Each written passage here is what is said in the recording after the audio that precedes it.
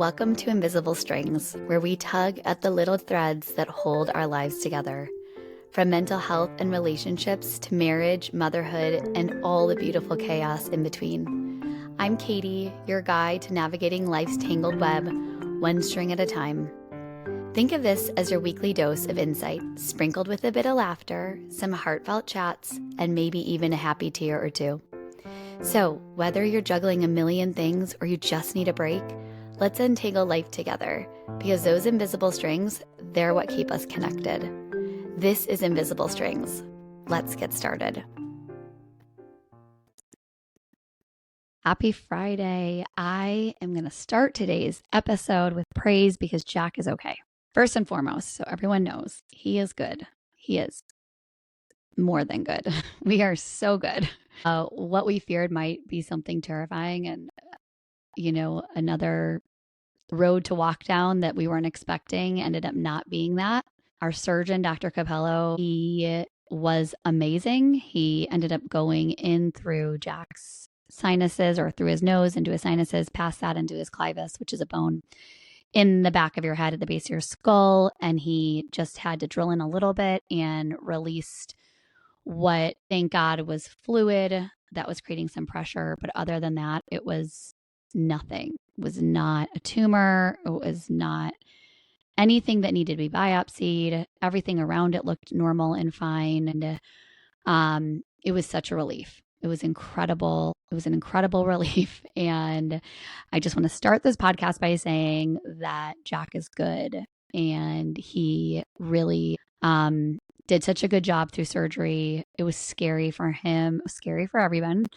And I'm just so grateful. And so this week on the episode, I'm just going to take you guys behind the scenes a little bit from the last few weeks, what we walked through as a family, kind of the spiritual covering we felt through the entire thing, and the people that showed up for us and how really we experienced God's power like we've never experienced before. So like I say every week, if you're doing your laundry or going on a walk or just sitting down to take a rest, just pop those ear pods in and buckle up. It's an exciting story.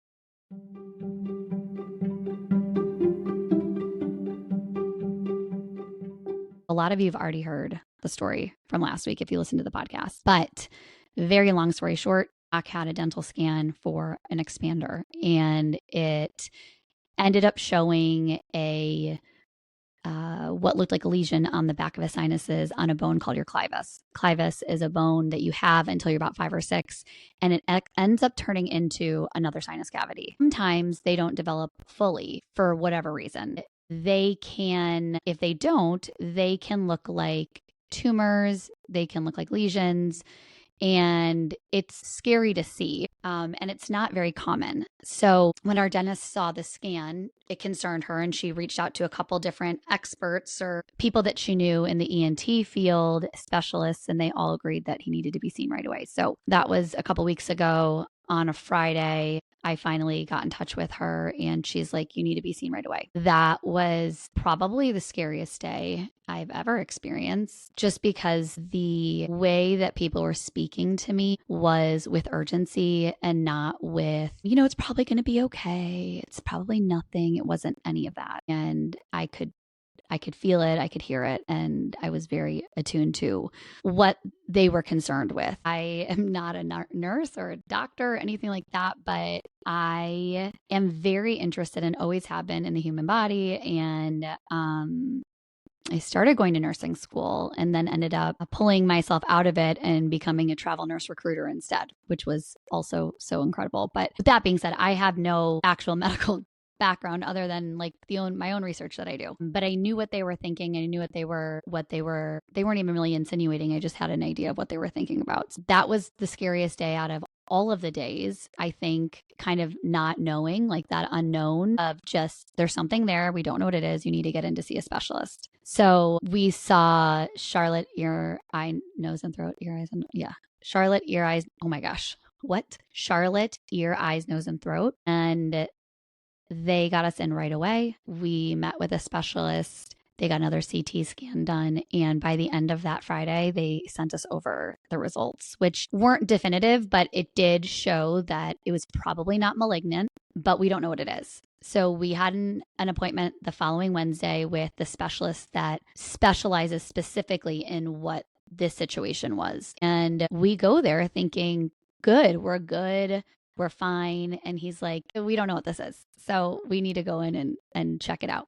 If anything, see what we're working with. Because regardless, whether it was malignant or not, if it was not malignant, but it was growing, that still would need to come out. If it was some sort of benign tumor or something like that. Kind of rare, but it's a possibility. So that was a little bit of a surprise for us. We weren't really expecting him to come in and tell us that we needed to have surgery. So we got ready for surgery. That was last Wednesday. Surgery was yesterday. I was kind of, at that point, I felt okay about it. I felt very secure. I wasn't anxious. Like my heart wasn't beating hard. I wasn't feeling like anxiety. I was just kind of feeling like, what do we got going on here? Like, what's happening? What are we going to be working with? Are we opening up another chapter? Are we going to walk down a different road than we were expecting? What do we got going on? I wouldn't say that I was anxious because I wasn't. I felt really grounded. I felt solid. I felt a lot of love and I felt like I was being carried, hands down. I also like to think about, what are you doing, God? What are you going to use this for? Because nothing he does is for no reason. And so I'm kind of like, what are you doing here? So he's really very interesting to me, is to kind of figure out what the purpose and the point of situations are. And sometimes you never get to find out. Sometimes you never know. And sometimes it has nothing to do with you. So like nothing to do with me or Jack, I don't know. So it was that was very much on my mind in the last couple days.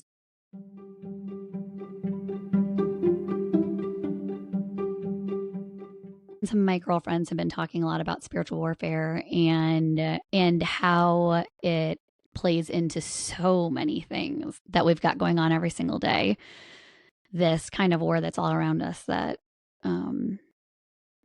isn't talked about very much because just not. Satan's really good at he's very good at hiding in plain sight, I would say. I knew this wasn't just like medical. It just felt like it just feels like something deeper. It felt like an attack. Also, I knew this was a moment God wanted to meet us in. And so I prayed. I talked about it. It's not something I normally would do. I feel like a lot of times I'll kind of hide. In the past, I would hide if there were issues I don't feel comfortable with attention. I didn't do that this time. I let people in, wasn't anxious about, I don't care what people think at all. So I really thought that it was important that people knew what was going on. We needed the prayers. We had no idea what we were about to confront. How is Jack going to deal with anesthesia? He's never had it before. And he's like a little bit of an anxious kid. And I wanted to make sure that we were fully able to concentrate on him and make him as comfortable as possible. Music helps a lot. Singing helps a lot. We talked about it a lot, even my other kids and Jack. And the other kids were incredible too. They were so helpful, all of them, and their friends. And their friends were so helpful. They were praying, like, what is happening? This revival is beyond anything I can really comprehend. So I felt like whenever my mind was racing, my spirit felt strangely calm. And I just knew that it wasn't for me. This whole thing was God from the beginning. And I could feel it.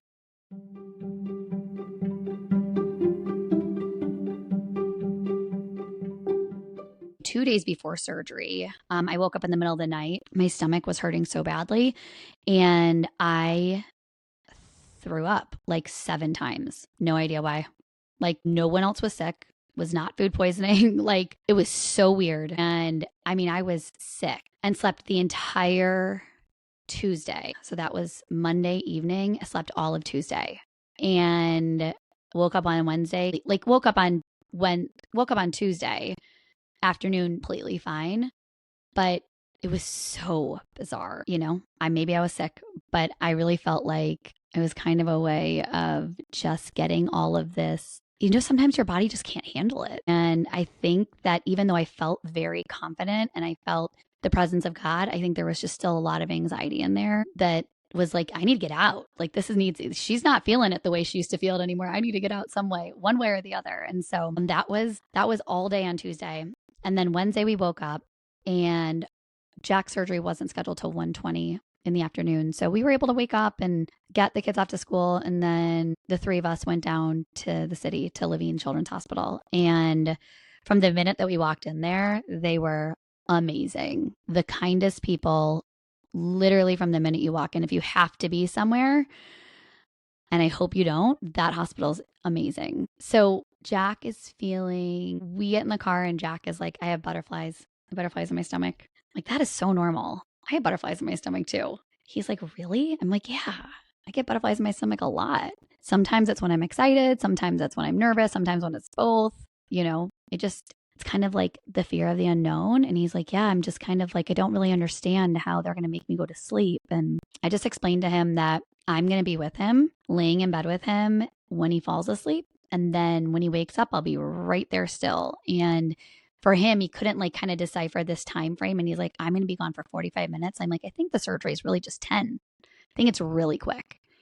And he's like, okay. Before we got into a room, we were in the waiting room, and Jack knew that Doc was coming. Doc is a pastor of our church, and he's a friend of ours. When he heard about it, texted Brad and was like, hey, I'm coming to the hospital to visit with you guys before Jack has to go into surgery. And I was like, are you serious? Like, that's so nice. I just have to do that. Jack was feeling anxious in the waiting room before we went into our room. And he was like, is Doc coming? Is Doc coming? I really want to see Doc. I want to see Doc. And Doc came and he, gave Jack a good story and prayed an incredible prayer over him and over us. And it was so kind and, something Jack won't forget. I mean, I definitely won't forget it. Jack definitely won't forget it either. He is enamored by him. It seemed like he was feeling better. We brought his iPad so he could kind of like distract himself. But for him, the biggest distraction was when my girlfriend Emily showed up with her 3-month-old baby, who is like, what did we call him? We called him like like instead of a therapy dog, he was like a therapy baby. And he brought joy to everybody. And I mean, Emily does too. She's like by far the brightest light. She's so bright and so contagiously happy. And she showed up and they brought her right into the room that we were in before we were going into surgery. She's like, oh my gosh, I'm so sorry. I thought they were bringing me to the waiting room and they brought me here. I'm like, come in. And Jack was kind of getting like teary eyed right before that. He was in his gown. He was in the bed.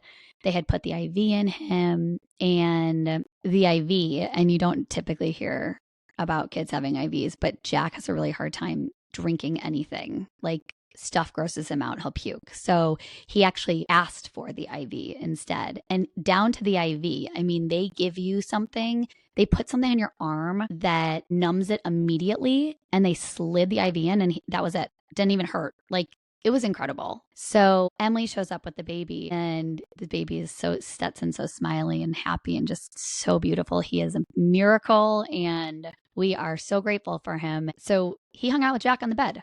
They hung out, and Jack held him, and like it totally distracted him for another 30 minutes. So we ended up going back later than expected, but having him there was such a blessing for Jack. And so the nurse anesthetist came in to give Jack some of that medicine in his IV so he wouldn't feel anxious, and they could take him and he kind of would already be asleep. And the nurse came in and she was like, okay, Jack, we're going to put this in. We're going to help you feel good. And he's like getting really teary eyed and he's like, I don't want to go to sleep. And the nurse is like, I want you to do this for me. She plugged the medicine into the IV and grabbed his hand and he pushed it in and then pushed some saline in after that. And she's like, gosh, I've had to go to a lot of school for this. And you just got to do it. I'm so proud of you.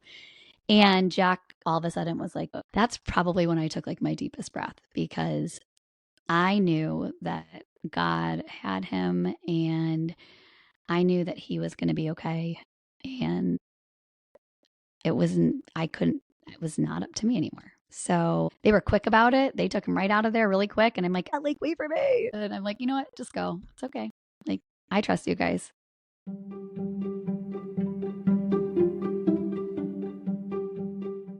Emily, the baby, and my mom were all waiting in the waiting room. And Brad and I went out there, and Stetson was just smiling, happy the whole time. I got to hold him and play with him. And Emily was great at keeping my mind off of this and on to other things. And I kept checking the monitor, like, where is he at?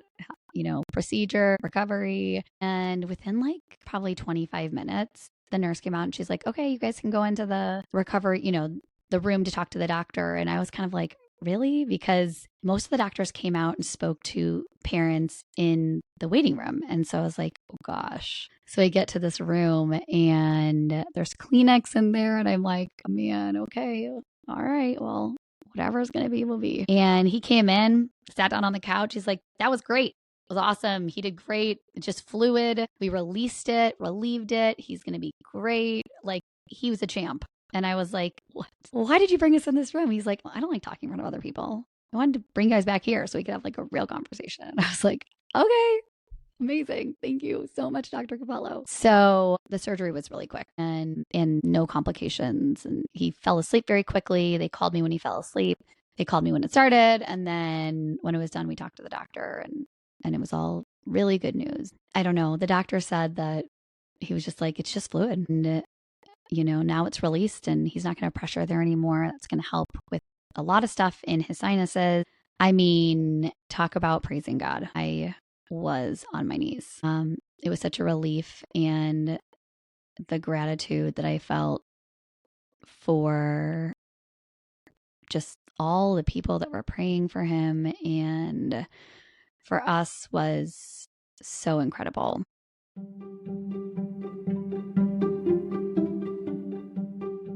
So I feel so grateful for that, and really grateful for everybody that has reached out. I had so many prayers and people praying on messages for me and calling me to pray, and it's just very humbling, incredibly humbling to have a community around you. I'd gotten a message from our one of the pastors at our church. Our church has a couple different campuses. So Doc is a pastor of like all the churches. And then we have campus pastors. And so one of our campus pastors reached out and he was like, oh my gosh, I'm just hearing about what's going on. I would love a chance to pray over you guys on Sunday before his surgery. It was so beautiful, him and his wife. And it was so incredible because his wife also used to be a nurse at Levine's. And so it's just every step of the way felt like God brought people in that were truly concerned and thoughtful and really just had the best intentions for everything that was going on for us. And that's something I'll never forget. Really, it's just really incredibly humbling, actually.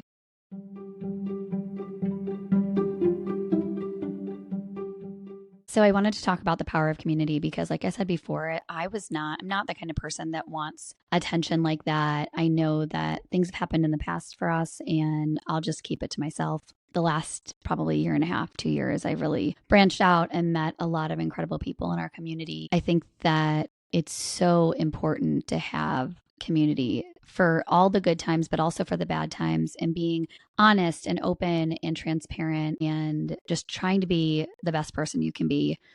The amount of texts and prayers, voice memos, check-ins, people dropped off sweet gifts for Jack. And it's so shocking to me and actually like quite overwhelming, incredibly overwhelming. And maybe that's why I hadn't created, I don't know, like maybe that's the reason why it was hard for me to be vulnerable before, because being vulnerable is hard, and being vulnerable is sometimes feels weak. In the past, at least it has. It doesn't make me feel weak anymore. I feel incredibly strong because my vulnerability, and it's allowed me to connect so much with so many more people on so many different levels. I really felt like we had a whole community of people that just really stood in the gap for us and were able to carry us through this entire experience. Just the showing up without even asking. I have a hard time also asking for help. Does anyone else have a hard time? I mean,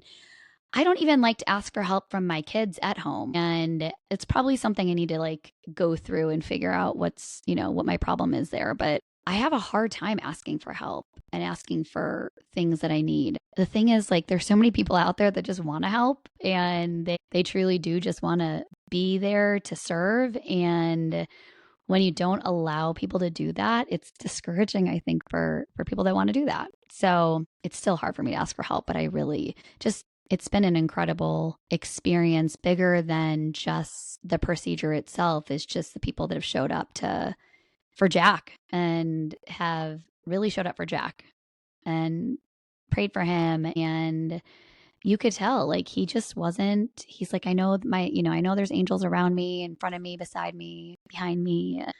Hearing that from an 8-year-old is, it's really incredible and makes me feel like it's less scary for him to be off on his own because God's got him. I do believe that God uses people to carry us, people who become his hands and feet. And that's kind of when I realized that we're never alone. Just by being open and authentic through this podcast itself has just exploded doors open that I could never have imagined in the past. So being vulnerable is a beautiful thing. And it's made me reflect on how different experiences that I've had just without the support, because I haven't been open or honest or vulnerable, would have been so different if I had been. So I think it's important for all of us to kind of think about that when we're going through something hard.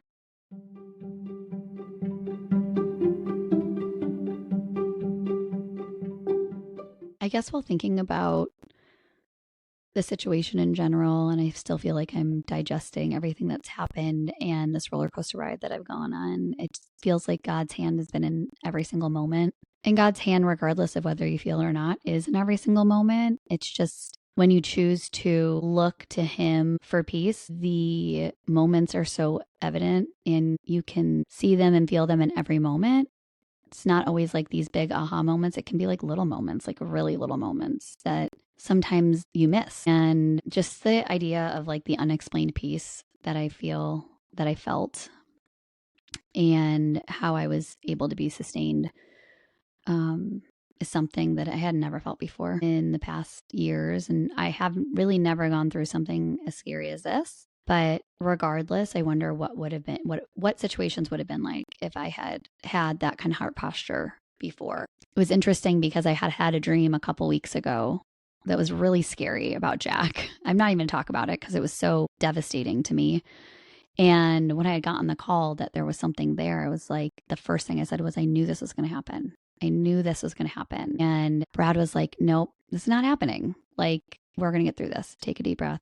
We got to look towards God. And I am proud of the strength that he was able to give us so that we could lead and be present for Jack and not make the situation more anxiety filled. And I feel like in the past I have done that.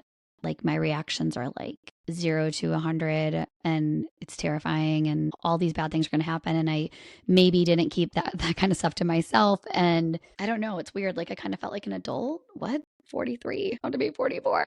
I still don't really know why this happened. I still don't really understand it. I'm grateful though for all of maybe it's the community aspect of this, or maybe it's showing me that just a little tiny, like, I don't know, just when someone's going through something that's hard, whether it's to this magnitude or not to this magnitude, regardless of what it is, how it feels to be thought about and how it feels to be cared for. And just, I don't expect it.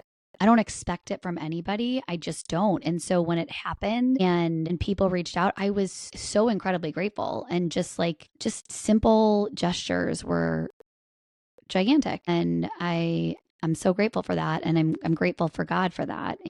Maybe that's the biggest lesson that I've learned, is that we don't really have control over any of this stuff anyways. But in the midst of all this scariness, if you can turn your eyes to God and towards people that have that same kind of heart posture, or not even, it doesn't even matter. It's just the kindness of people in general has been life-giving, and I think has taught me a lot. It's taught me a lot about friendship and people in general, and how there are so many good people in this world, and how I feel like, I don't know, I just feel like my faith really grew in the fire, and I didn't even need to grow in the fire. I didn't even need to grow at all because I was already there, but it's like next level. And sometimes miracles aren't just in the outcome, they're in the sustaining, and God sustained us. I'm grateful.